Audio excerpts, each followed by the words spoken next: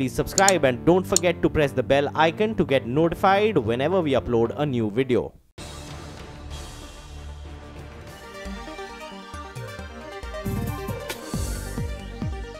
We consider all of you as our family members. Under your leadership, West Bengal is becoming the best Bengal. At JSW Group, we have plans now to invest in Bengal. Whatever money savers of Bengal will give, we will give it back in the form of loans and investments. Investing in Bengal and coming to Bengal and starting everything in Bengal has been the rightest decision we have ever taken in our life. This is the best place to invest. You must come over here if you want to make a difference.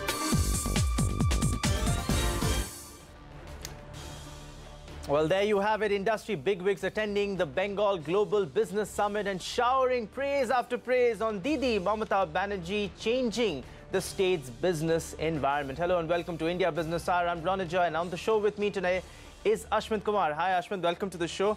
It's interesting how hard Mamata Banerjee is trying to shed this anti-industry image that Bengal may have had because of 34 years of communist rule. That is a long legacy that they've had. What, 30 odd years is what they're looking at. But finally, effort being made to turn the curve. There's a lot of effort, and in fact, that effort they're being recognized by a number of faces that we saw. We have the biggest fish in terms of corporate bigwigs. We've seen Mukesh Ambani, Sajjan Jindal, Uday Kotak, all of them. Ajay, Singh is there. Again, a promising lineup. People expressing there. We heard Mukesh Ambani say that West Bengal is turning into Best Bengal. So it's quite interesting. A lot of activity there. We'll of course have to see whether those promises turn into hard numbers. That's something that we'll of course have to wait for. But heading into the top story, Ron, it's the Patanjali phenomenon that appears to have caught everybody's attention. As you had this discussion this evening at 7:30, my question to you is, going digital, you're trying to push Ayurvedic brand into the digital space as well. Do you feel that perhaps it's time to bite off more? Well, that is the big question that many were also wondering on the panel, Ashwin, whether Patanjali is now trying to do too much, and could that become their Achilles heel? So perhaps, Ashwin, you could take that top story that we have this evening. Well, indeed, now, after making a splash in the retail market, Baba Ramdev's Patanjali has now gone online. The Haridwar headquartered firm has tied up with 8 e-commerce partners, including the likes of Flipkart, Amazon, Paytm and Big Basket. This will ensure that Patanjali's digital footprint goes beyond a website-cum-shopping portal of its own. CNBC TV18's Ashpreet Sethi and Priya Sethi find out if Patanjali will now disrupt the e-retail industry. केवल विदेशी कंपनियों का कब्जा क्यों? Baba Ramdev cranked up his war cry against multinational companies even as he launched Patanjali Ayurved.net, an online platform for the company's Swadeshi products. Baba Ramdev did not miss out on this opportunity to go ahead and lash out at multinationals and say go ahead and boycott them, but at the same time he has tied up with multinationals like Amazon India and those who have private investments like Flipkart, Paytm and others. Ironically, Baba Ramdev has also revealed his plans of going ahead and becoming international with a presence of over 20 countries. The 8 online companies that have been roped in to carry Patanjali's products, however, remain indifferent to his comments on MNCs and in admiration of the company's success and its future potential. Some of the sellers on our platform have been selling Patanjali products for more than a year now. The response obviously has been very good. So now Patanjali has partnered with so many online companies and Paytm Mall also that it'll become officially available, which is sort of a very master stroke in terms of distribution. And Patanjali's demand and capitalizing on that to build a distribution online is a great asset. We've doubled our business over the last 1 year. I think from now to next year it will grow 3 times, and I think that's really what we are setting ourselves up to. Meanwhile, Baba Ramdev was quick to reassure his brick-and-mortar distributors and retailers that they will not suffer any losses because of this online foray. Patanjali में कोई discount नहीं होगा। पहले हमारे 25 से 50%, 100% तक product सस्ते हैं, इसलिए इससे रिटेलर्स को या हमारे एक्सक्लूसिव स्टोर्स को कोई नुकसान नहीं होगा। But experts point out that while Patanjali and Baba Ramdev may have changed the rules of the game in the brick-and-mortar retail industry, they will have a tough task pushing higher online sales without hurting the brick-and-mortar network. With Ashpreet Sethi in New Delhi, in Mumbai, Priya Sethi. We are now joined by Milind Sarvate, founder and CEO of Increate Value Advisors. Sunil Alag, well-known business and marketing consultant, also joins us on the show. brand guru Harish Bijur joins in on Skype, and also Debashish Mukherjee, partner at A.T. Kearney. Gentlemen, thank you very, very much for joining us here on this special. Suning Alag, let me start with you. Usually we don't see, sort of new players entering the FMCG space and sort of, disrupting the market in the fashion in which Patanjali has done. Because usually you associate a lot of entry barriers with the FMCG space, high cost of, just brand awareness, quality control, a complicated supply chain. Despite all of that, Patanjali has grown at this meteoric pace. Help us understand, help our viewers understand the big takeaway. What is the big takeaway? What has impressed you most about Patanjali when you've seen this company over the last 5 years?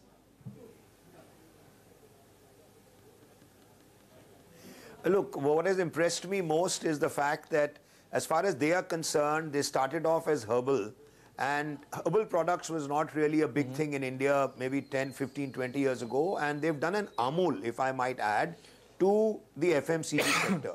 When Amul came in also with Dr. Kurian, he said, I'm not interested in MNC, I will give you good quality milk at perhaps 30% or 40% less than what the multinationals are charging or anyone else will charge.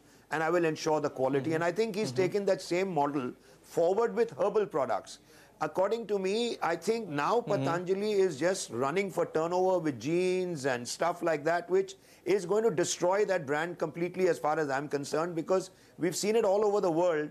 When you get out of your core business and extend it all over, then there's nothing left of Patanjali herbal anymore. Now it is, you want to buy underwear, it's like Amul selling underwear and wanting to get turnover for the heck of it. Then I think that's the danger that it's getting into. And if they are expecting 15% turnover from getting onto the net, look, I mean, I've sold biscuits. How many people go on to the net to buy biscuits or noodles or whatever? You barely get 1 or 2%. No, the only hope is normally companies which do not have the distribution system that Patanjali is already set up, go on to Snapdeal and Amazon and everything else. But because of all the other kind of products like jeans and X and Y, that's where they will get the turnover from the net and not from, you don't go to the net to buy soap, for sure. I mean, I don't know what's going to happen, but this is my reading. Right. And I think they're making one little error in extending that brand to categories which they should not be in. Harish Bijur, the big takeaway, the big, the company tried to position itself as a, as an Indian manufacturer. They try to evoke this whole Swadeshi story around it. What will be so Swadeshi when they get into diet snacks, diapers, solar equipment manufacturing? Is Patanjali now risking diluting its brand through its sort of this brisk diversification drive that they are on? The first point is that Patanjali Ayurveda is a big market disruptor. And Baba Ramdev has created market disruption by taking a route which is called Ayurveda. And he's made Ayurveda come back into fashion once again with 10,560 crores as turnover. I do believe he's going to really focus more on the Ayurvedic products. And if he does focus with gusto on that, I think this turnover can actually quadruple over the next 5 years, because that is the real potential of the product, which is non-chemical, pure, organic, Ayurvedic, green, and with nature. Let me bring in Debashish Mukherjee at this point in time. Mr. Mukherjee, you've conducted a survey with regards to emerging consumers and the kind of consumer behavior going forward. But of course, you found about 72% of the Indian respondents want a brand that will do good to the world. And of course, you've cited Patanjali as one example of a brand that is really, emerging as a result of this blind trust, faith, whatever you call it. Run us through, what do you think, this will hold for Patanjali going forward? How is this changing for the industry at large? Yeah, thanks, Priya. That's exactly what our study is pointing out, and I'd like to say this is a fact which is very, very specific to India, that almost double the number of respondents, which is almost 70 to 75, compared to 30 to 35 globally, actually say that they will buy products at a premium if the companies are more socially minded or doing good from an overall community perspective. And this is a very specific input which has come. I can't call it a trend, because then everybody would be going by that. But this is something we believe will become a trend. So to your question, Priya, we actually do believe this has been helping Patanjali grow where it is, other than the fact which some of the other panelists have talked about, that the price and the value equation is right. But all things remaining same, we believe there is a perception around the trustability, the fact that they are doing good to the communities, and a whole host of perceptions around that, which is benefiting them. So the short answer and the long answer is yes, they will benefit from that going forward, and that's linked to some of the brand questions which are being asked and answered. Right, let me bring in Milind Sarvate at this point in time. Pricing, branding and Baba Ramdev seem to be the three biggest factors that are drawing people to Patanjali. Would you agree with that? How do you see this panning out in the FMCG market? I feel that the beginning was made by his focus on Ayurveda, and he has used that very effectively to spread into other categories with a stated objective of pricing everything at least 20 to 30% below the competition. But I feel that in the long run, this kind of discount pricing has to be sustained by him. While Patanjali discloses his turnover at over 10,000 crores, it doesn't disclose the margin. And there is room to believe that a large part of this turnover is of commodities like ghee or honey, where his margins are not going to be large. So the concern I have is while he tries to scale up, while he has desires and dreams, at what stage does the cash crunch of growth strike him? How does he scale up with a low profit margin? He is also investing hugely into manufacturing capacity.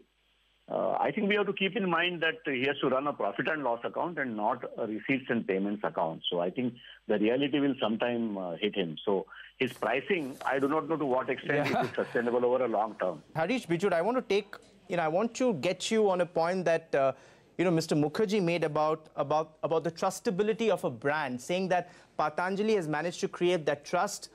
Their consumers, their followers, their worshippers almost, trust Patanjali as a brand. But do you think that this is also premised on Patanjali demolishing the trust of some of the other brands, the MNCs? How do you sort of weigh in on this conundrum? Patanjali, Baba Ayurveda, Ramakrishna, everybody, have actually created a very positive trust story and a trust mark for Ayurveda in India. Dabur has attempted it in the past. Many other guys in the Indian market have attempted it, but not with the kind of gusto that Patanjali Ayurveda has been able to do. I see it being done fundamentally because Patanjali Ayurveda is a 100% Ayurvedic company. It is not an also-ran company. There are three kinds of companies which make Ayurvedic products in the country today. One is the big multinational corporation, which is also copying exactly what Baba Ramdev is doing. But they're not complete Ayurvedic product companies, and therefore the trust factor is possibly 20 on 100. Then there are companies which are making 100% Ayurvedic products, which is, let's say, Baba Ramdev and Co. They have 100% of the trust. So it's a 0 or 100 game, You need to be either fully with Ayurveda or fully against Ayurveda. And the the twain don't meet. And when they don't meet, there is humongous success for the player who's the disruptor. And the disruptor today is Baba Ramdev. All my panelists, Milind Sarvate, Mr. Sunil Alag, Harish Bijud and Debashish Mukherjee, thank you very much for joining us on this special show.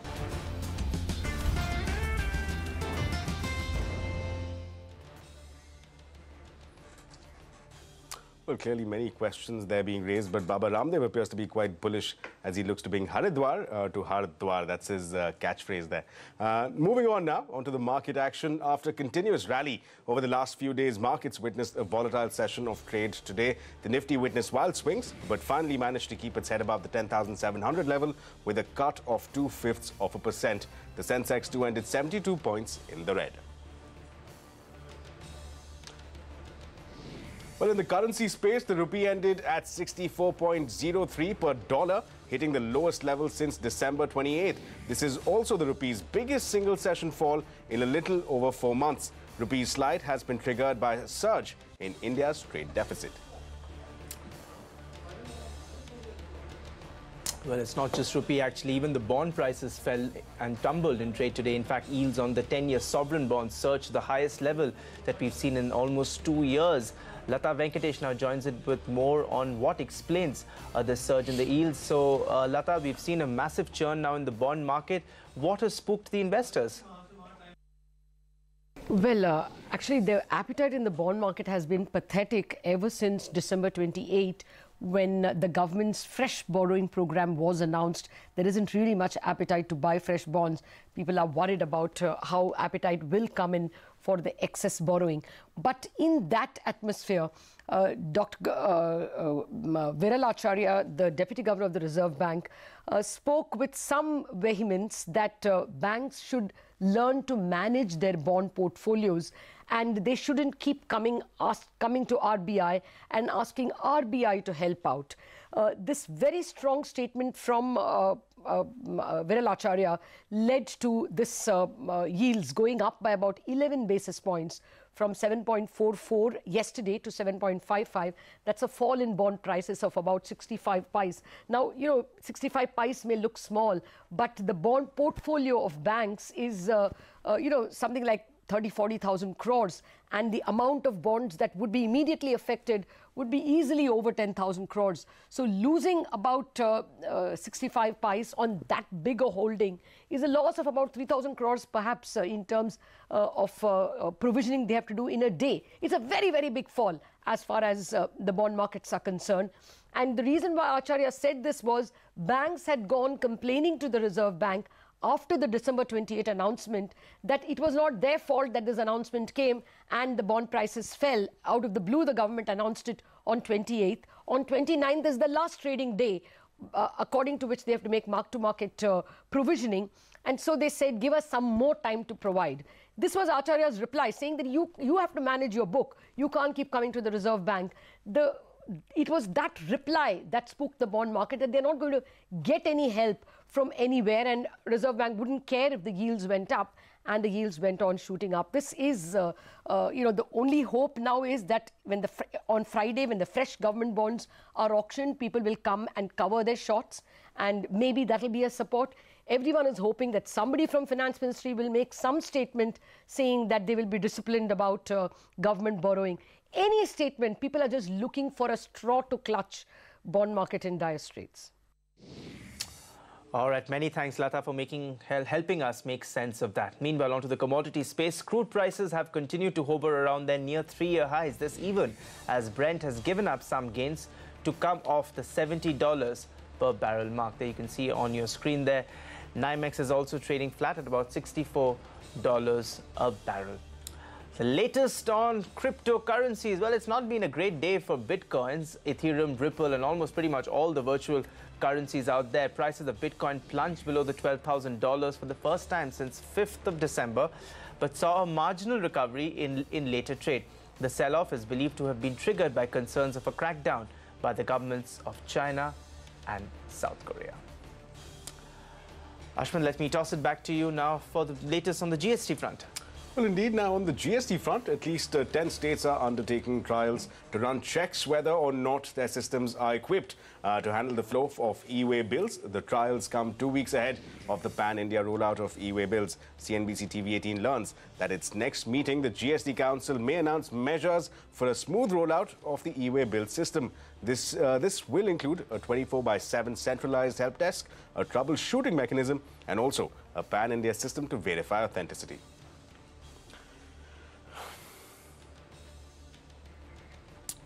Well, more from the GST space now. Hindustan Unilever has received an anti-profiteering notice. The company has told CNBC TV18 that it will respond to notice after going through the details. HUL, I beg your pardon, has also said that it is committed towards ensuring that all benefits arising from reduction in GST rates are passed on to the consumers.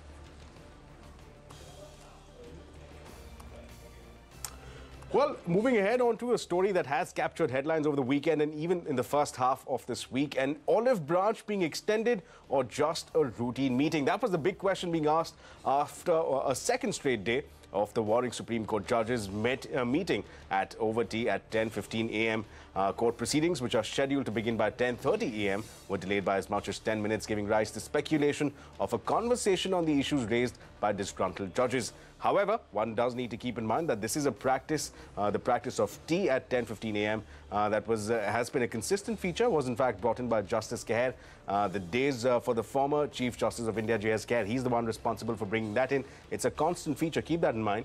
But also, meanwhile, the Justice Loya case, which was the tipping point for the 4 judges, was heard today as well. The big takeaway being that no change in the bench, no move made by the bench either to recuse itself. Interestingly, Harish Salve, senior advocate, appeared for the state of Maharashtra. The case will be heard after a week.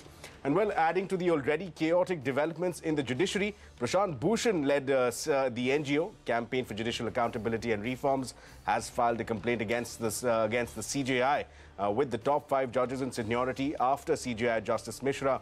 In a press conference, Prashant Bhushan claimed that the CBI had already registered a case of FIR in a case of middlemen seeking bribes to influence a case pending before the Chief Justice of India. It is certainly a matter which requires investigation, particularly in the light of the fact that on the 6th of September, the CBI approached the Chief Justice, according to our confirmed information, for permission to register an FIR against the High Court judge who had allegedly taken a bribe of 1 crore and who was about to return that money after the Supreme Court had set aside that order. But that permission to register an FIR and thereby catch that judge red-handed was not given. Well, serious allegations there being made by senior Supreme Court advocate Prashant Bhushan. On to a special now. India is making a push towards demystifying its already very complicated jobs data. Niti Aayog has joined hands with IIM Bangalore to make a move towards a payroll data-based system. Shireen caught up with Mohandas Pai to discuss whether this was a step in the right direction. Just last week, the Vice Chairman of the Niti Aayog, Rajiv Kumar, on CNBC TV18 said that Niti was working with IIM Bangalore to put forward a new way of reporting on jobs in India towards a payroll reporting system in India. That is the report that's been put together by Professor Pulok Ghosh of the IIM Bangalore and Shaumikanti Ghosh, Group Chief Economic Advisor at State Bank of India. Now, essentially, the premise is that currently the Labour Bureau that puts out data in its quarterly employment survey, which maps the employment situation in India, doesn't give you the accurate picture. It gives you a misleading picture. It is fraught with limitations, including the fact that there is a significant lag. Now, the suggestion is that India must move towards payroll reporting, just like countries like the US, etc. Let's go across now to Mohandas Pai. Mohandas Pai, moving towards payroll reporting would be a much more accurate representation of the jobs picture. That is the suggestion that this report seems to be making. Take me through why you believe that's the case. Shireen, all advanced economies have payroll reporting, and payroll reporting has implication on interest rates, inflation, growth of the economy, etc. Remember, in the US, economists wait for the payroll report to see the number of jobs.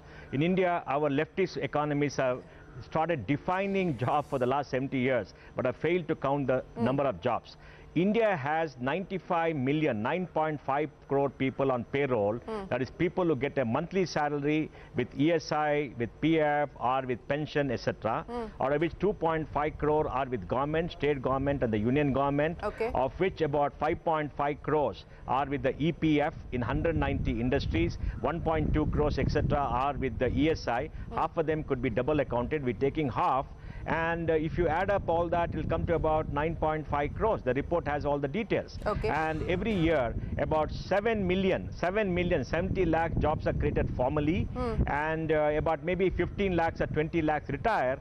So 5 million net jobs are created. So we need this report. The report is available in the database of the government. Government has to clean up the database, produce a report, and give it to the citizens every month. So there's all this myth about jobless growth perpetrated by everybody will disappear. But it's still not enough, sir, because as you just pointed out that we're creating 7 million jobs, or 5 million if you factor in the retirees, etc. And I'm reading the report because the report says that 15 million are actually joining the labour force in each year. So it's still not enough. The 7 million or 5 million, whichever way you look at it, it's still not enough.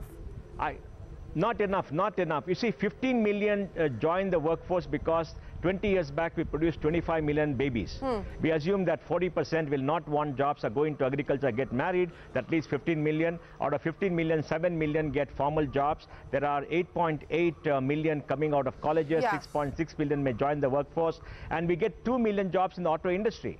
In addition to that, those are informal jobs, not paying a monthly salary. 2 million, because if you look at the number of trucks, less replacement, look at autos, less replacement, cars, less replacement. 2 million people are employed with new jobs in the auto industry every year. We still have a gap of 5 to 6 million. Maybe about 4 to 5 million don't get jobs at all or do very small jobs. We need to accelerate, but at least Shireen, from what one opposition leader said, India produces only 400 jobs a day, 1,60,000, which is a joke, which is totally wrong, to saying we produce about 70 lakh jobs a year, which are formal, can be counted. It's a big development. We need to produce more. And Shireen, there's another thing I want to bring to your notice. India's tax policy discriminates against labor-intensive industries. If you look at the budget, the effective tax rate for manufacturing is 25%, for services is 30%, and the people who have borrowed money, set up factories, get incentive for automating, and automating not having jobs. A garment manufacturer gets nothing. So we reduce the tax rate to 25%, reduce the depreciation from 15 to 10%, and make sure we incentivize jobs. We need to change the tax policy to incentivize jobs and not incentivizing capital-intensive industries. What would the specific recommendation be? Because this business of moving down to 25% was a promise that this government made in its first budget, sir.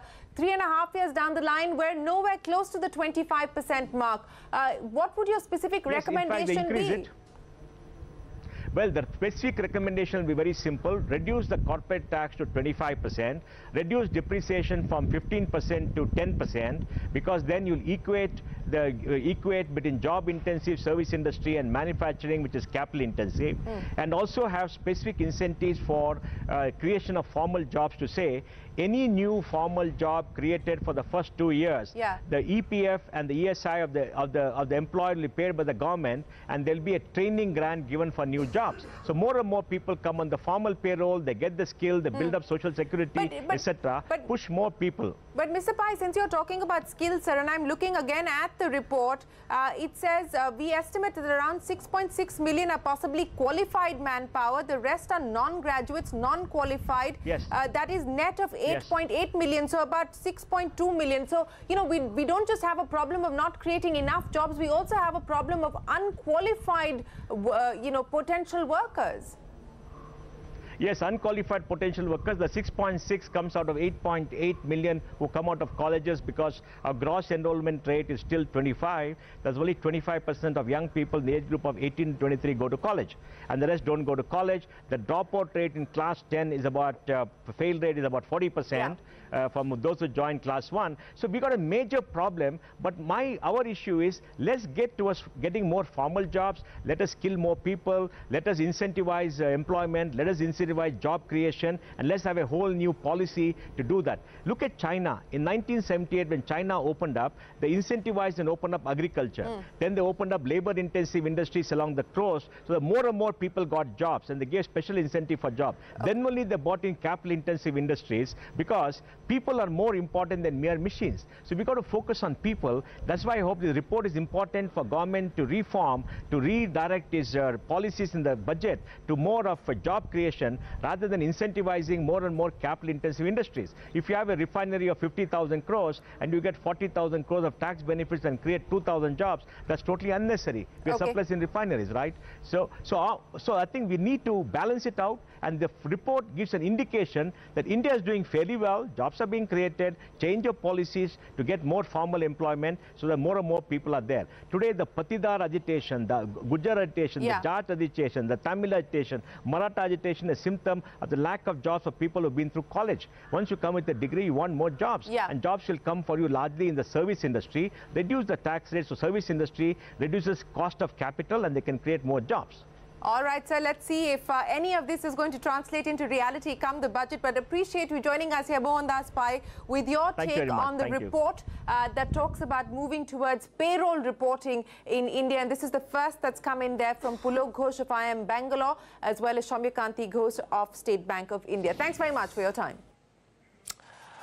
All right, on that note, we need to slip into our first break here on India Business Hub. But when we return, an EY India pre-budget poll of 150 CFOs find that almost 50% believe corporate tax will indeed be brought down to 25%.